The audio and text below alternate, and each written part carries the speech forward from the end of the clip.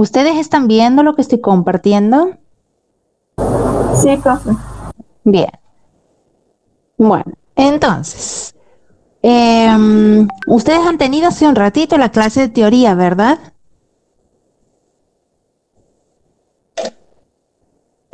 ¿O no? ¿Han estado en la clase de teoría del profe Simonetti? Sí, profe. Sí, profe. Ah, bien. ¿Y qué han llegado a ver con ella, que han visto en el día de hoy y la clase anterior?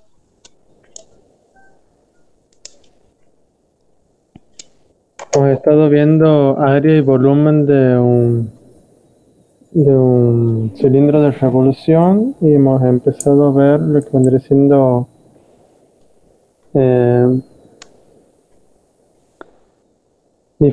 funciones diferenciales. Ah, bien. Ecuaciones diferenciales. ¿Eso han visto? Sí, aplicaciones de integrales. Aplicaciones de la integral. O sea, aguántame un segundito.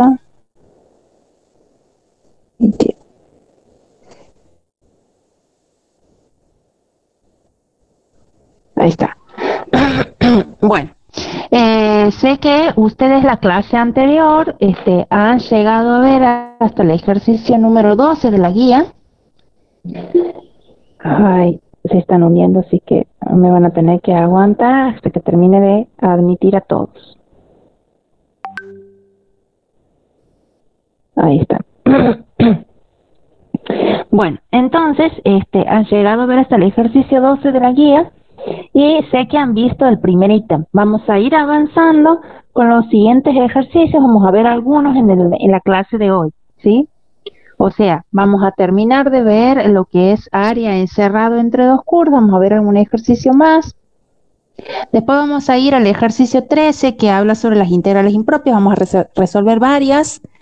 Y después vamos a ir entre las aplicaciones de la integral dos ejercicios de longitud de arco. Ya para la próxima clase van a ver más ejercicios sobre lo que han visto en la teoría del día de hoy.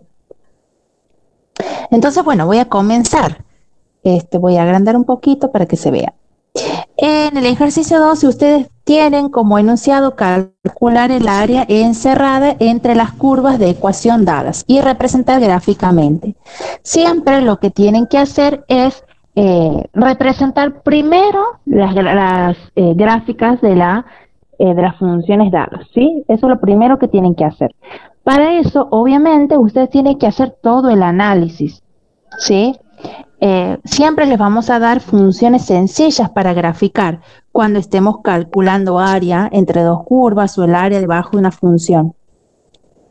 Aguántenme un segundito. Ahí estamos. Entonces, lo primero que tienen que hacer es graficar y para poder graficar tienen que obviamente obtener los elementos fundamentales de esas funciones. Fíjense que en el ítem C ustedes tienen la función x al cuadrado, que es la parábola centrada en el origen. Traten de conectarse más puntuales, chicos, por favor, ¿sí? Porque yo ya empiezo la clase. Bueno, entonces, lo que tienen que hacer ustedes es obtener los elementos de cada función. Tienen en la función f es la parábola x al cuadrado que está centrada o que tiene vértice en el origen de coordenadas y es cóncava hacia arriba. Y después tienen su inversa, porque la función g de x, que es la raíz cuadrada de x, es la inversa de x al cuadrado. Entonces tienen que analizar tanto f como g. Fíjense que para analizar f, obviamente tenemos que escribir cuál es el dominio de esta función. Como es una función polinómica, va a ser todos los reales, ¿verdad? Y como la función es x al cuadrado, es decir, el exponente es par, entonces los resultados de reemplazar cualquier valor real en la variable x siempre van a ser positivos. A lo sumo 0, ¿verdad? Porque si yo reemplazo la variable x por el 0, voy a tener 0 al cuadrado, 0. Si reemplazo un número negativo, menos 1 al cuadrado me va a dar 1 positivo. Y si reemplazo un número positivo, 1 al cuadrado me va a dar 1 que también es positivo. Es decir, el recorrido, que son los resultados de realizar todas las operaciones, es de 0, cerrado en 0 a más infinito. Luego buscamos la intersección con el eje X, hacemos la variable y igual a 0. Reemplazamos quién es la variable y, es la función x al cuadrado. X al cuadrado igual a 0. Entonces, para poder despejar x de esta ecuación, aplico la raíz cuadrada miembro a miembro de la igualdad. Raíz cuadrada de x al cuadrado va a ser raíz cuadrada de 0. Por una propiedad de valor absoluto, la raíz cuadrada de x al cuadrado es el valor absoluto de x, que es igual a 0, porque raíz de 0 es 0. Y el valor absoluto de un número es igual a 0 si, solo si ese número es igual a 0. Luego x es igual a 0. Por lo tanto, cuando y vale 0, x vale 0. Obviamente que como tenemos el 0, 0 en la intersección con el eje x, nos tiene que dar el mismo punto en la intersección con el eje y. Si hacemos la intersección con el eje y, hacemos x igual a 0, ¿verdad? Por lo tanto, buscamos la imagen de 0 a través de la función f de 0, reemplazamos la función 0 al cuadrado me da 0 y obviamente tenemos el mismo punto. Bien. Bien, al obtener ya las intersecciones con el eje X y con el eje Y que nos da el mismo punto, las mismas coordenadas, con eso no nos es suficiente para poder graficar, necesitamos otros elementos. Entonces, como esta función quizás es más sencilla, quizás si nosotros le buscamos el vértice a esta función, va a coincidir el vértice con la intersección. Por ende, no conviene, porque ya tenemos el vértice, que serían las intersecciones que hemos encontrado. Entonces vamos a obtener algunos puntos de la función f. Por eso, cuando x vale 1, cuando x es igual a 1, al obtener la imagen de 1, reemplazamos el 1 en la función, ¿verdad? Que es x al cuadrado. Entonces reemplazamos 1 al cuadrado, me da 1. Por lo tanto, el 1, 1 pertenece a la función.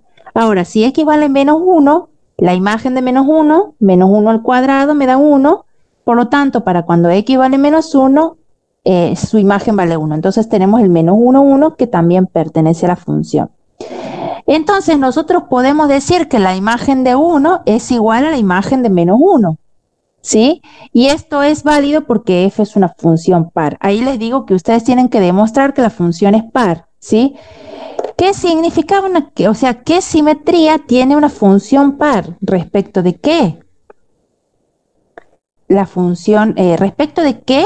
La función es simétrica o la gráfica de la función es simétrica cuando una función es par.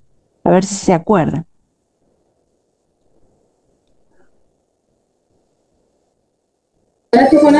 Respecto del eje Y. Muy bien, excelente. Respecto del eje Y, o sea, cada punto de la gráfica de la función va a presentar una simetría respecto del eje Y. Es como que el eje Y va a funcionar como un espejo. Entonces, todo lo que esté de un lado, digamos, del eje X, digamos, dividido por el eje Y, se va a repetir del otro lado. Bien. Y lo mismo, si x vale 2, la imagen de 2, que es 4, va a ser la imagen de menos 2, que también va a ser 4. Ahora, para graficar G, aquí tienen en un costado todos los elementos que he analizado para hacer la gráfica. Esto tienen que hacer, chicos, ustedes cuando resuelven los ejercicios en el parcial y hacen la gráfica, siempre es importante que ustedes hagan todos los cálculos. Todo lo que no está hecho, no se da como supuesto que lo saben, ¿sí? Todo tiene que estar escrito, ¿sí? Porque cuando uno toma un examen escrito, tienen que escribir todo el cálculo, digamos. Aguántenme un segundito.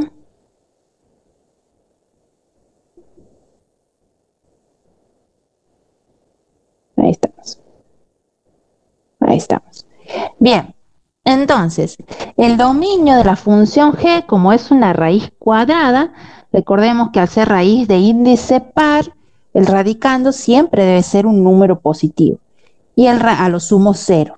El radicando es la variable x, por lo tanto x debe ser un número positivo o 0, mayor o igual a 0. Y ese es el dominio. El dominio es el conjunto de los x para los cuales se puede obtener una imagen a través de la función g. Entonces el dominio de g va a ser de 0 cerrado a más infinito. Y el recorrido de G son los resultados posibles, ¿verdad? Como la raíz cuadrada, nosotros sabemos que la raíz cuadrada al resolver una ecuación tiene dos resultados, una positiva y una negativa. Nosotros convencionalmente solamente tomamos la raíz positiva, ¿sí? Entonces los resultados van a ser todos los positivos, a lo sumo el 0. Por eso el recorrido también es de 0 a más infinito. Sacamos las intersecciones, hacemos la variable y igual a 0 para la intersección con el eje x. Y es la raíz de x, entonces la raíz de x va a valer 0 si solo si x es igual a 0, ¿verdad? Por eso tenemos el 0, 0 como intersección con el eje x, que va a coincidir con la intersección con el eje y. Bien, también obtenemos algunos puntos de la función g. Recordemos que la función g es la raíz cuadrada de x. Entonces, reemplazando para cuando x vale 1, raíz de 1 es 1. Para cuando x vale 4, raíz cuadrada de 4 es 2. Y para cuando x vale 9, raíz cuadrada de 9 es 3. Recordemos que solamente tomamos las raíces positivas y ya con esos puntos nos es suficiente para poder graficar tanto g como f. Entonces aquí nosotros en un plano cartesiano volcamos esa información. Fíjense que f es la parábola que tiene como vértice, digamos, en la intersección del eje x y y en el 0, 0. Y después tenemos los puntos o pares ordenados, el 1, 1, el menos 1, 1, el 2, 4, el menos 2, 4. Con eso hemos trazado la gráfica de f. Después, para trazar la gráfica de g, tenemos el 0, 0, el 1, 1, el 4, 2, el 9, 3, y con eso nos es suficiente para graficar la función g. El ejercicio en realidad nos pide graficar f y g y también sombrear el área encerrada entre las funciones f y g, ¿verdad? Entonces ahí lo que está marcado de color rosa y que yo le he puesto, la he llamado A, es el área que vamos a calcular, el área encerrada entre f y g. Observemos que, recordemos que para calcular área utilizamos la función integral, ¿verdad? La función integral aplicada a la resta de dos funciones, la diferencia entre dos funciones, entre dos límites de integración nos va a dar el área encerrada entre esas dos funciones. Aquí gráficamente ya nos damos cuenta cuáles son los límites de integración, ¿verdad? ¿Quiénes son los límites de integración que vamos a poner y que podemos visualizar gráficamente? 0 y 1. Muy bien, excelente, 0 y 1. Entonces, estos lo podemos ver gráficamente porque dentro de todo las funciones son sencillas. Si nos dan funciones un poco que quizás nos lleve más análisis, quizás sea más difícil encontrar a simple vista los límites de integración. Entonces, nosotros tenemos un método para encontrar esos límites de integración que recuerden que se encuentran en el eje X, ¿sí? Los límites son del eje X. Entonces, para poder encontrar esos límites, tenemos que encontrar los puntos de encuentros entre F y G. Y tiene dos puntos de encuentro. Entonces, para poder encontrar esos dos puntos de encuentro, lo que tenemos que hacer es igualar las imágenes. Igualamos F con G. Entonces, reemplazamos F es X al cuadrado. Y G es raíz cuadrada de X. La idea es resolver la ecuación y encontrar los valores de X que hacen que satisfacen esa ecuación. Entonces, como tenemos una raíz cuadrada, para eliminar esa raíz, lo que podemos hacer es elevar al cuadrado miembro a miembro de la igualdad. Por lo tanto, nos queda x a la cuarta igual a, al simplificar la raíz de índice 2 con el cuadrado, nos queda x del otro lado. Y bueno, volcamos todo, ¿verdad? Volcamos todo a un solo miembro de la igualdad y nos queda 0 del otro lado. Entonces nos queda x a la cuarta menos x igual a 0. Podemos sacar factor común, una x, ¿verdad? Porque se saca factor común la x de menor exponente, x a la primera. Y por lo tanto nos queda x por x al cubo menos 1 igual a 0. Del primer factor sale la primera raíz, x1 es igual a 0, o del segundo factor salen las otras tres raíces. Entonces vamos a igualar a 0 el segundo factor, que es x al cubo menos 1 igual a 0. Despejando x al cubo es igual a 1, y aplicando la raíz cúbica, pasando la raíz cúbica para el otro miembro, nos queda que las otras tres raíces son iguales a 1.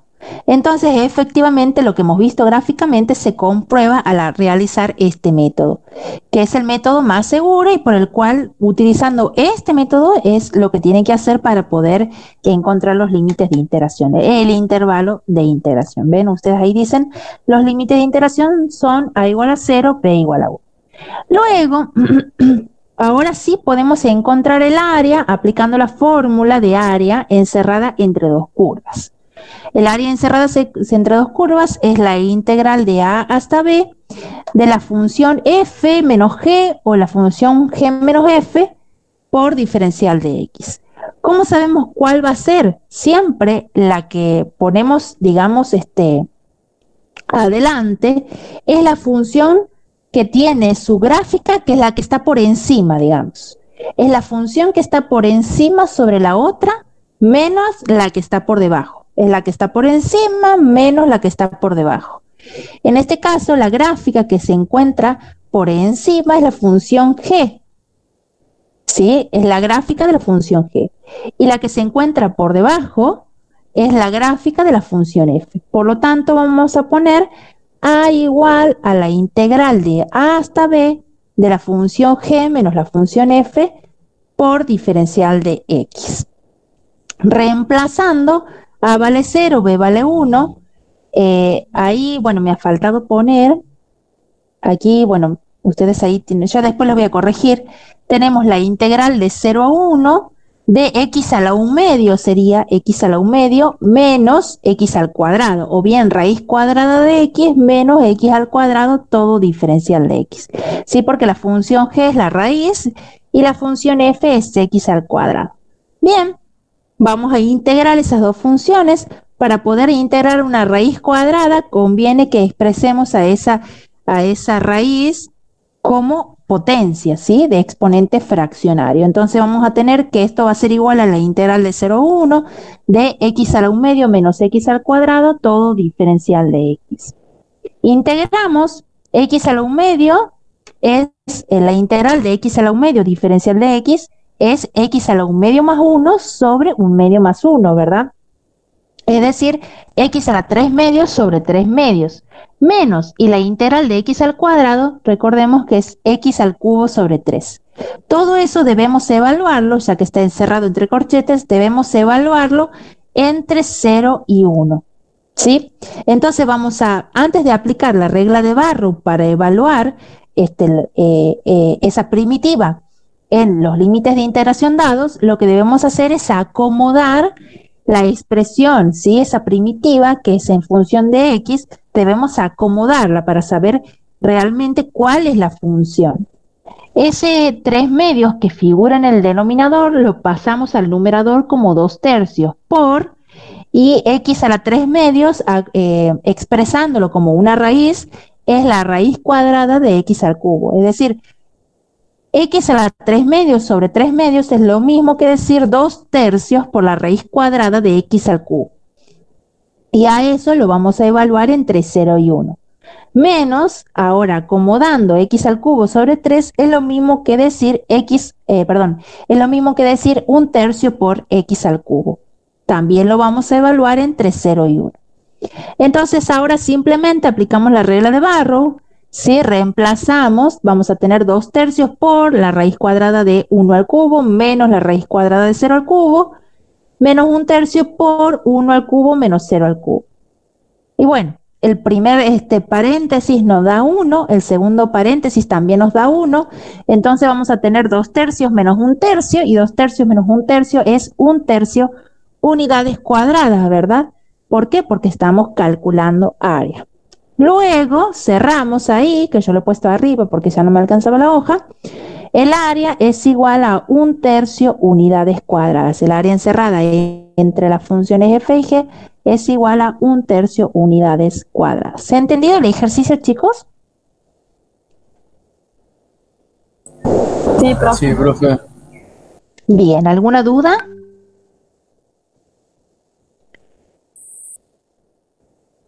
Bueno, no hay dudas. Si hay dudas, chicos, no duden en levantar el micrófono y preguntar. Bueno, vamos con el ejercicio 13. ¿Por qué? Porque ya han resuelto el primer ítem del ejercicio 12. Hemos resuelto un ítem más. Verán que todos los otros ítems son sencillos. Lo van a poder hacer ustedes solos, no va a haber problema. Vamos con el ejercicio 13, donde nos dice averigüe si las siguientes integrales impropias convergen o divergen. Son impropias porque no cumplen con alguna de las condiciones, digamos, que deben cumplirse para poder, vamos a decir, calcular la integral de esa función. Por ejemplo, las integrales impropias se clasifican de primera especie o de segunda especie. Esto recordando un poco la teoría, las de primera especie son aquellas en donde alguno de los límites de integración es finito en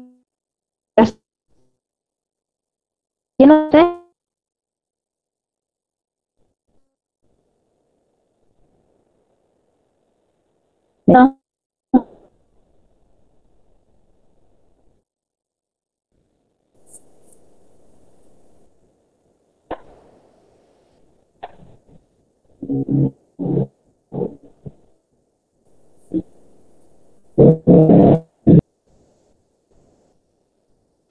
Cuando empezó a explicar se trabó, profe. Ah, bien, bien. Sí, lo que pasa es que parece que se le ha consumido la cuota de datos, así que ahí he renovado y capaz que eso me ha dificultado la conexión. Vamos a seguir. Bueno, entonces, las integrales impropias se clasifican en las de primera especie y las de segunda especie. Yo necesito que ustedes participen, chicos, porque es la única forma de que sepa yo si se está cortando la conexión o no, ¿sí? Bueno, entonces, las de primera especie son aquellas en las cuales algunos de los límites de integración aparece el símbolo infinito, como vemos ahí, ¿ven? Ustedes tienen una integral, la integral de a hasta infinito de una función f, o bien la integral de menos infinito hasta un valor a de la función f, o la integral de menos infinito a más infinito de la función f, ¿sí? Siempre que aparezca el infinito, esta es una integral impropia de primera especie, ¿sí? Recuerden que el infinito no es un número, ¿sí? Es un símbolo que representa una cantidad muy, muy grande, ¿sí? Y que se sigue extendiendo y que se sigue extendiendo. Es decir, no es una cantidad fija, es una cantidad que sigue en aumento, así que representa algo muy grande. Por eso, al no ser un número, no hacer una cantidad finita, ¿sí? No es una cantidad discreta, vamos a decir. Entonces, por eso, en donde una integral en la que contenga como límite de integración el infinito, se va a llamar integral impropia de primera especie. ¿Hasta aquí me siguen, chicos? Sí, profe. Sí, profe. Muy bien. Entonces, luego tenemos las integrales impropias de segunda especie, que esas son quizás, vamos a decir, como que son un poco trampositas, porque por ahí no se llegan a distinguir del todo. ¿Por qué? Porque en las integrales impropias de segunda especie no aparece el símbolo infinito, sino más bien es un intervalo de integración, como si fuese que estamos calculando una integral definida, ¿sí? Es una integral definida entre dos valores a y b. Pero ¿qué sucede? Ese intervalo de integración, el intervalo de integración cerrado AB, en ese intervalo hay un punto de discontinuidad de la función f, ¿sí? Es decir, la función es discontinua en uno de los puntos de ese intervalo de integración. Puede llegar a ser discontinua en el extremo superior del intervalo, puede ser discontinua en A, puede llegar a ser discontinua en el extremo, extremo inferior, puede llegar a ser discontinua en el extremo superior del intervalo, puede ser discontinua en B, o en algún punto del medio, en el interior de ese intervalo, entre A y B. ¿Sí? Entonces, ese tipo de integrales se llama integral impropia de segunda especie. La de primera especie es porque el intervalo de integración es un intervalo no acotado, porque aparece el infinito. Y la segunda integral es impropia porque la función no es continua en ese intervalo de integración. Entonces, como en los dos casos no se está cumpliendo alguna condición, por eso se llaman impropias. Vamos a ver en los ejercicios, por ejemplo, el ítem A del ejercicio 13 dice integral de 1 a infinito de la función 1 sobre x al cuadrado por diferencial de x. ¿Ves? Ustedes tienen diferencial de x sobre x al cuadrado. Esto es lo mismo que escribir integral de 1 a infinito de 1 sobre x al cuadrado diferencial de x. Lo que yo les recomiendo siempre es identificar cuál es la función que se está integrando y cuál es el dominio de esa función. ¿Sí? Entonces aquí nosotros vemos que la función es 1 sobre x al cuadrado y el dominio de esa función es cualquier número real menos el 0, ¿verdad? ¿Por qué? Porque si yo reemplazo el 0 en la variable, al estar en el denominador se hace 0, y nosotros sabemos que no se puede o que no está definida la división entre 0 en el conjunto de los números reales. Por lo tanto, el dominio es todos los reales menos el 0.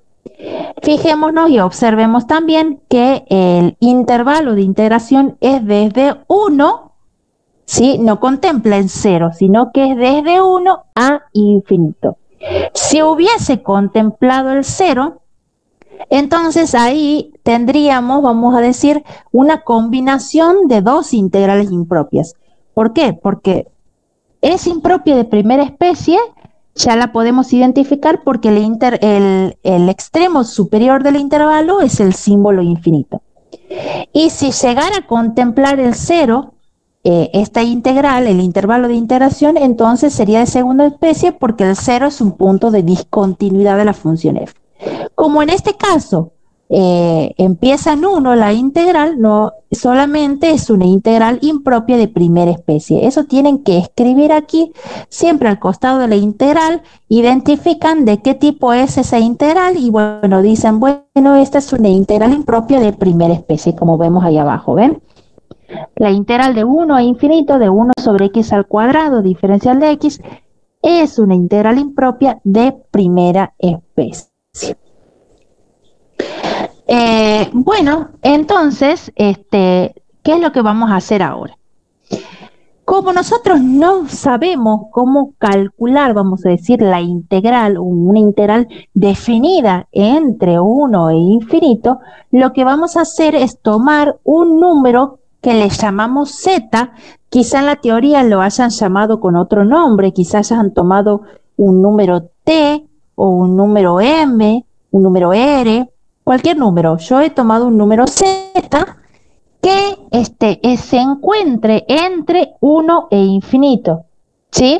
Directamente decimos que ese z sea mayor a 1, porque el 1 es el extremo inferior del intervalo de integración.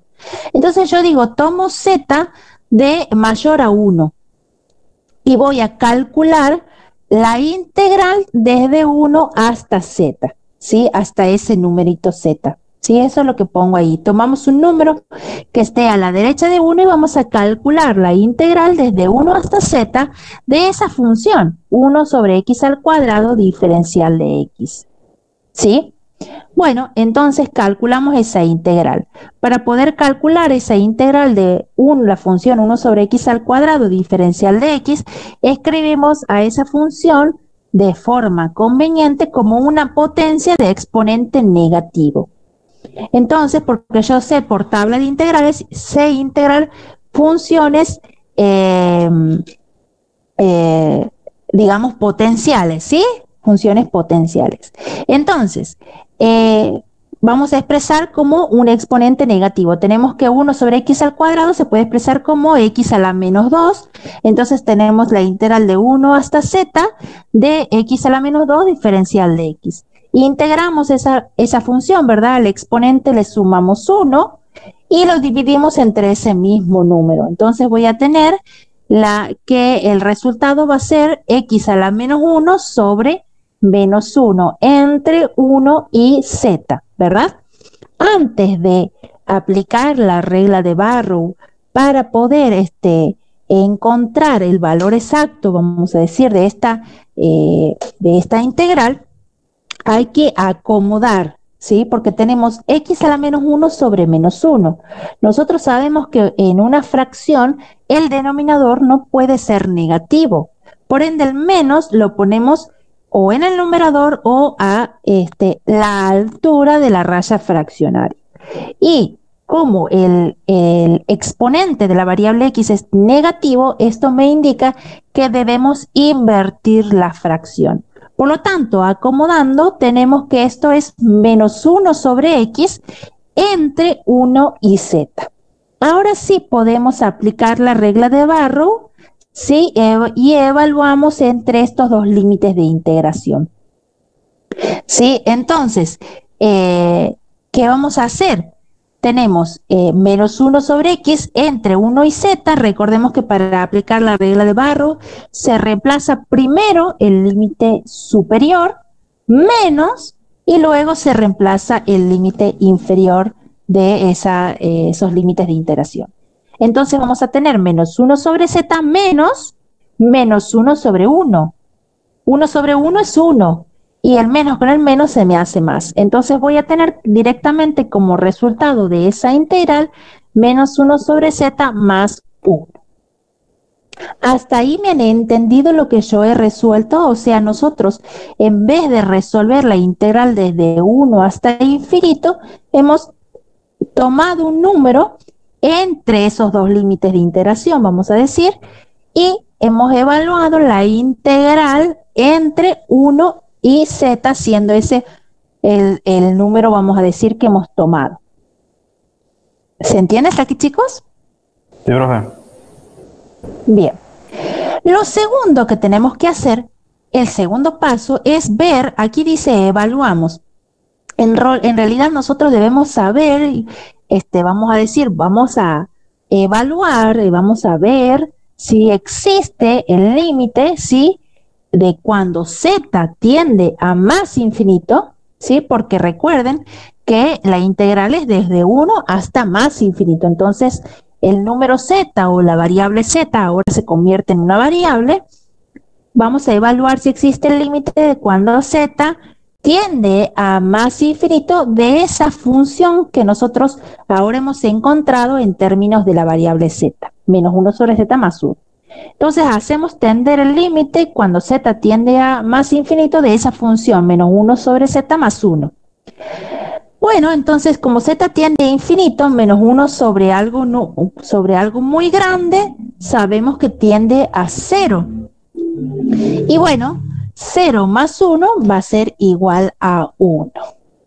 Entonces ya hemos encontrado el valor de ese límite, es decir, el valor de esa integral. La integral impropia de 1 hasta infinito de la función 1 sobre x al cuadrado diferencial de x, efectivamente es igual al número 1, que es el área que se encuentra bajo la curva de la función f entre 1 e infinito, ¿sí? Y como nosotros hemos obtenido un número como resultado de esta integral impropia, decimos y concluimos entonces que la integral impropia converge.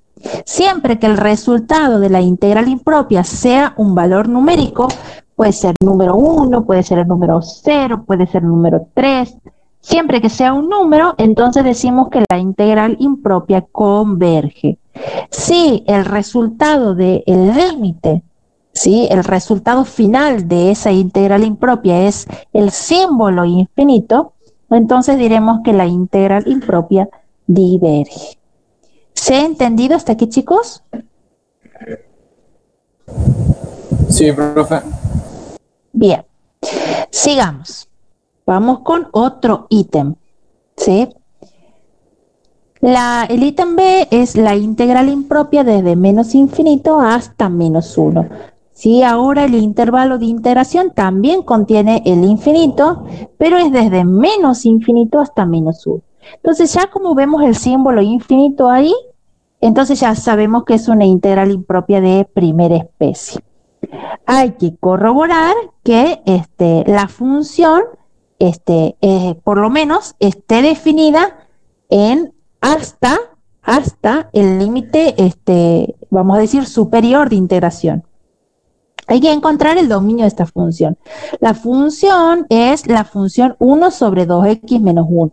Entonces, como es una función racional, buscamos el dominio, igualamos a 0 o decimos que en realidad el denominador 2x menos 5 debe ser distinto de 0, despejando x debe ser distinto que 5 medios, es decir, distinto que 2,5.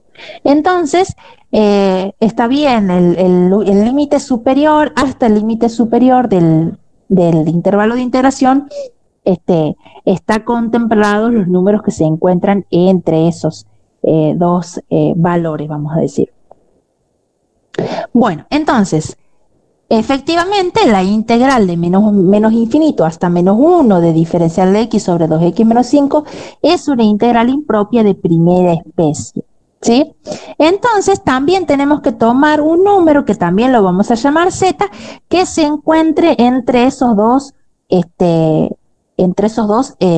y vamos a decir límites, ¿sí? Entonces, obviamente ese número que tomemos, que lo llamamos z, tiene que encontrarse a la izquierda de menos 1, ¿sí? Por lo tanto, debe ser menor a menos 1. Y efectivamente calculamos ahora, como está a la izquierda de menos 1, la integral va a ser en donde vea el infinito, ya no voy a colocar infinito, voy a colocar el número z. Entonces va a ser la integral desde z hasta menos 1 de esa función. 1 sobre 2x menos 5 diferencial de x. Resolvemos esa integral como la saben resolver, chicos. Ustedes para resolver una integral, la integral puede ser inmediata, que salga por tabla, o bien tengan que aplicar, como en el caso anterior, algún procedimiento algebraico, o bien tengan que aplicar algún método de integración. En este caso, tienen que aplicar el método de sustitución para poder encontrar el resultado de esa integral. Entonces sustituimos el denominador de esa función, ¿sí? Porque por tabla, o sea, esa integral no es inmediata, no sale por tabla de integrales. Por ende sustituimos, ¿sí? Llamamos la variable, utilizamos otra variable, llamamos t a 2x menos 5. Recordemos que para poder usar este método, nosotros debemos llamar con otra variable a algo de la integral, de tal manera que al derivar esa sustitución, la derivada coincida con lo que queda fuera sin sustituir dentro de la misma integral. Entonces, fijémonos que tenemos el denominador va a ser la variable t, 2x menos 5 va a ser la variable t. ¿Quién me queda en la integral que debe quedar en términos de la variable t? El 1 por diferencial de x, o más bien el diferencial de x. Entonces, si yo derivo t, diferencial de t va a ser igual a 2 diferencial de x. Como yo debo sustituir el diferencial de x, el 2 que está multiplicando está molestando, por lo tanto, va a pasar dividiendo del otro lado de la igualdad. Es decir, diferencial de t sobre 2 es el diferencial de x. Entonces, ahora sí puedo sustituir todo lo de la integral. Obviamente que los límites de integración no lo vamos a resolver. O sea, ahí nomás al costado, en un cálculo auxiliar, resuelvo la integral de 1 sobre t, ¿verdad? 1 sobre t por diferencial de t sobre 2. Es decir, un medio por la integral de 1 sobre t, diferencial de t. Y esto por tabla de integrales, esta sí, integral sí es inmediata. Esto es el logaritmo neperiano de t en valor absoluto. Ahora sí, una vez que yo ya he encontrado el resultado en términos de la variable t, voy a volver a la igualdad, pero de la integral que está en términos de la variable x. Ojo al piojo, ¿no? Fíjense que yo hago cálculos auxiliares porque no puedo colocar después del igual de la integral que está en términos de la variable x, una en términos de la variable t. Eso no lo puedo hacer a menos que cambie los límites de integración. Pero de todas formas no se pueden poner dos integrales con diferentes variables y decir que son iguales. Más bien se hace en un cálculo auxiliar, se resuelve la integral en términos de la otra variable y cuando ya tenemos el resultado, volvemos a la primera integral y reemplazamos lo que debemos reemplazar en términos de la variable x. O sea, aquí yo tengo que reemplazar 1/2 por el logaritmo de t, pero sabemos que t es 2x menos 5, entonces yo voy a colocar 1/2 por el logaritmo de 2x menos 5 en valor absoluto. Y ahora sí, eso lo vamos a evaluar entre z y menos 1, ¿verdad? Bien, vamos a reemplazar 1/2 por el logaritmo de 2z menos 5 menos el logaritmo de 2 por menos 1. Aquí, bueno, hay un error, aquí hay un error. Recordemos que siempre se reemplaza el límite superior menos el límite inferior, eso ya lo voy a corregir. Entonces primero sería, no tengo para marcar aquí, ¿verdad? No, bueno, sería primero 1/2 por el logaritmo de 2 por menos 1 menos 5 menos el logaritmo de 2z menos 5. Aquí sería al revés, ¿no? Los términos. Sería primero el logaritmo de 2 por menos 1 menos 5 menos el logaritmo de 2z menos 5. Como están en valor absoluto, lo que se encuentra dentro del argumento del logaritmo, obviamente que el argumento va a terminar siendo positivo. ¿Sí? Aquí sería al revés. ¿Sí? Eso ya lo voy a corregir antes de subirle el archivito en la plataforma. Bien, entonces, ese sería el resultado de la integral en el intervalo de integración entre 1 y z. Ahora lo que tenemos que hacer es ver si existe el límite cuando la variable, ahora el número se convierte en variable, cuando la variable z tiende a menos infinito, ¿sí? Entonces nosotros vamos a evaluar y vamos a ver si existe ese límite, si existe el límite cuando z tiende a menos infinito de esa función. Bueno, aquí obviamente que